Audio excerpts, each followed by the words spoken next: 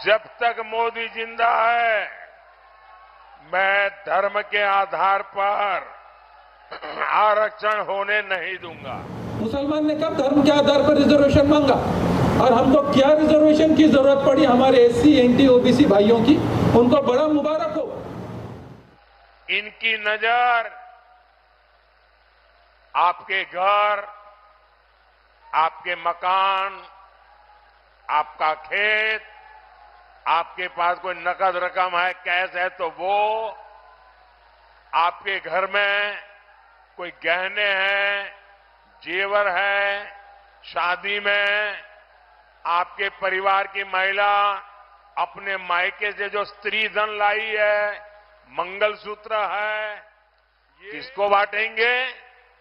मनमोहन सिंह जी जब प्रधानमंत्री थे तब उन्होंने कहा था कि हमारे देश की संपत्ति पर पहला अधिकार मुसलमानों का है। मोदी जी, यहाँ की मंगलसूत्र पहनने वाली महिलाएं हमारी बहनें हैं। क्या कोई भाई ये भी सोच सकता है, ऐसा अशुभ सोच सकता है अपने बहनों के बारे में? हम दुआ करते हैं कि अल्लाह हमारी बहनों का मंगलसूत्र भी सलामत रखे और सुहाग भी सलामत रखे। कांग्रेस और इंडी वालों की नजर आपकी संपत्ति पर है।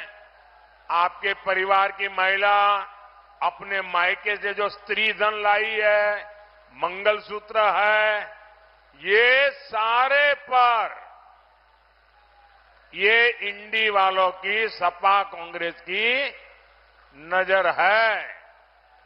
और वो खुलेआम कहते हैं कि आपके पास जो है उसका एक्सरे निकालेंगे, एक्सरे। मैंने तो कांग्रेस वालों के दिमाग का एक्सरे निकाल दिया है।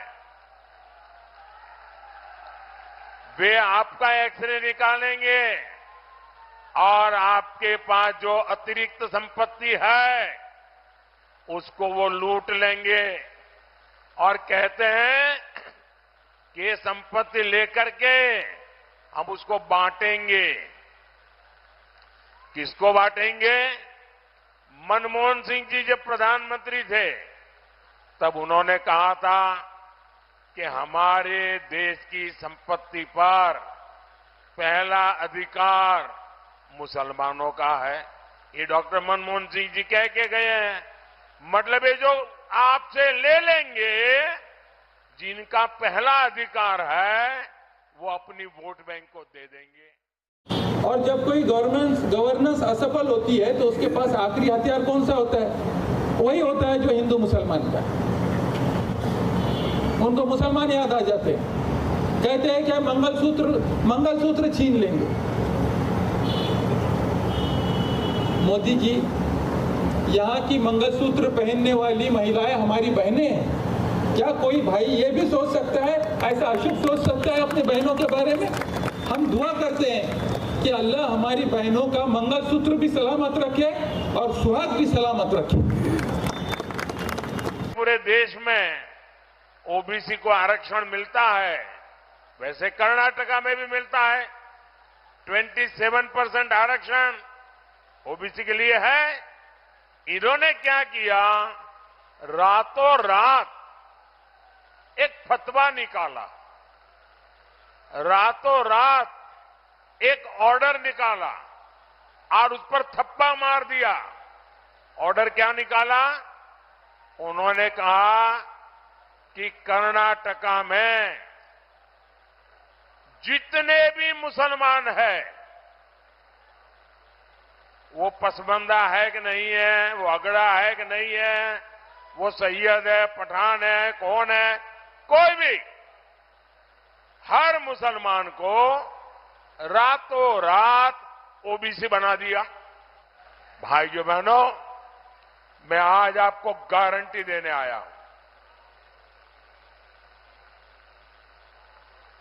मैं आज आपको गारंटी देने आया हूं, जब तक मोदी जिंदा है,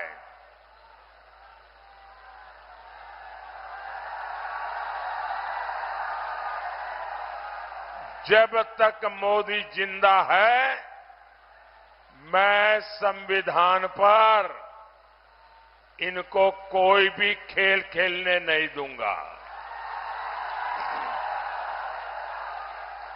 जब तक मोदी जिंदा है, मैं धर्म के आधार पर आरक्षण होने नहीं दूंगा। भारत के मुसलमान संविधान में पूरा विश्वास आदर करते हैं। संविधान में स्पष्ट लिखा है कि धर्म के आधार पर कोई रिजर्वेशन आरक्षण नहीं दिया जाएगा। मुसलमान ने कब धर्म के आधार पर रिजर्वेशन मांगा? और हमको क्या रिजर्वेशन की जरूरत पड़ी? हमारे एससी, एनटी, ओबीसी भाइयों की, उनको बड़ा मुबारक हो। हमको किसी का छीना हुआ रिजर्वेशन नहीं चाहिए। पता नहीं मोदी साहब के दिमाग में ऐसे बुरे बुरे ख्यालात कहां से आ जाते हैं। वो क्या कह रहे हैं? वो बहुत थक चुके हैं, वो बौखला गए, वो निराश हो गए, उनको कुछ याद नहीं रहा। अभी कुछ दिन पहले तो यही नारा था कि सबका साथ और सबका विकास। भूल गए इलेक्शन के टाइम और कुछ लोगों के साथ वो अविश्वास करने लगे।